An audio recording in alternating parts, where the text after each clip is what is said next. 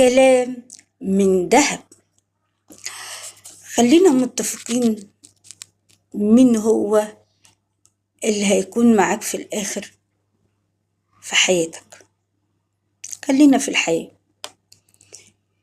اللي هيكون معاك في حياتك وهيكون دايم صحيح هو نفسك، هو ذاتك، هو قيمتك، هو حياتك. يعني بمعنى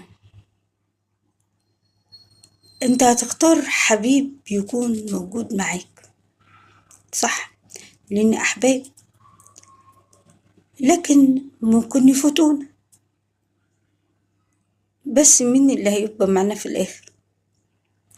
اللي بيبقى معانا النفس، الروح اللي بتخضع في الاخر لربها بعملنا، بجهدنا، بعطائنا، بسيرتنا. ايوه بسيرتنا. وهو ده الباقي لنا.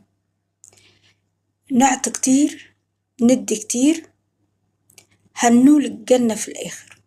بس أهم حاجة نعمل بجد، بجهد، ونحب ربنا بجد.